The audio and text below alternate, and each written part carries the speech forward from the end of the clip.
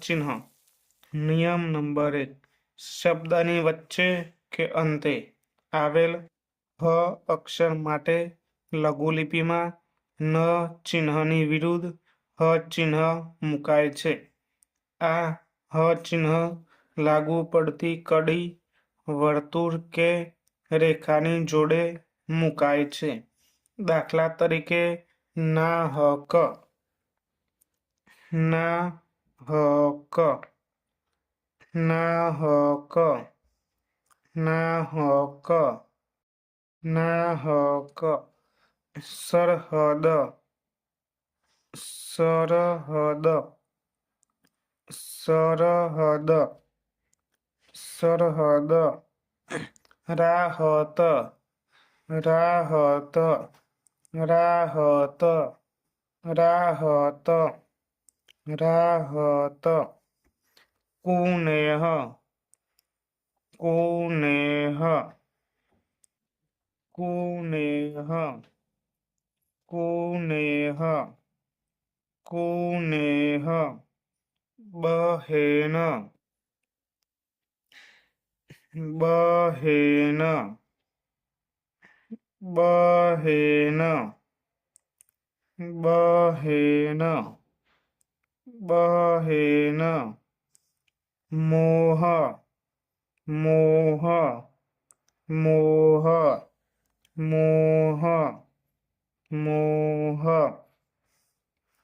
નિયમ નંબર 2, શબ્દની શરૂઆતમાં આવેલા સ્વર ચિહ્ન વગરના અક્ષર પછી હ આવતો હોય અને હને કાનો કાન એક માત્ર, કાન બે માત્ર લાગેલ હોય તો પ્રથમ રેખા લખવાની લીટીથી અદ્ધર લખાય છે। દાખલા તરીકે દહાડો, દહાડો, દહાડો, દહાડો, દહાડો।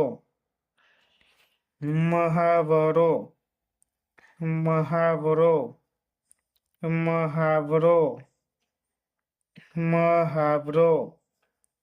પહાડ, પહાડ, પહાડ, પહાડ, પહાડ। નિયમ નંબર 3, શબ્દની શરૂઆતમાં આવેલા સ્વર ચિહ્ન વગરના અક્ષર પછી હ આવતો હોય અને હને હસ્વ કે દીર્ઘઉ, હસ્વઈ કે દીર્ઘઈ લાગેલ હોય તો પ્રથમ રેખા લખવાની લીટીને છેદીને લખાય છે। દાખલા તરીકે બહુ, બહુ, બહુ, બહુ, બહુ।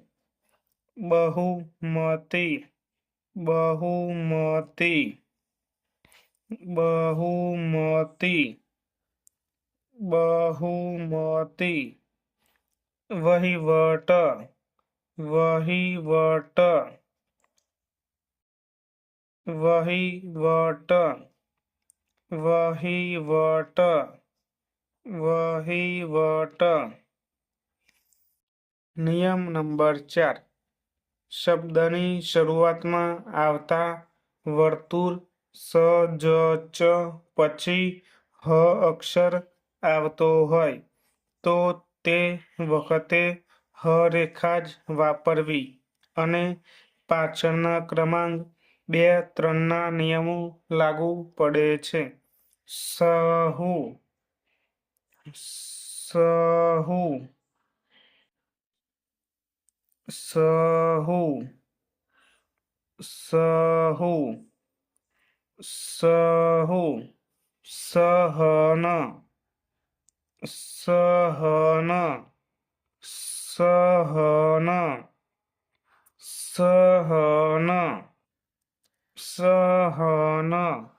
સહમત, સહમત, સહમત, સહમત, સહમત જહાજ જહાજ જહાજ જહાજ જહાજ ચહેરો ચહેરો ચહેરો ચહેરો સહી સહી સહી સહી સહી પ્રેક્ટિસ ઉપરોક્ત તમામ શબ્દો ઓછામાં ઓછી 5 લીટી લખીને પ્રેક્ટિસ કરવા.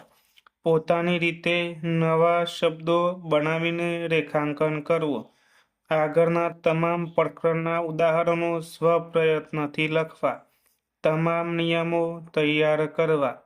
તમામ રેખાંકન નિયમ મુજબ કરવું.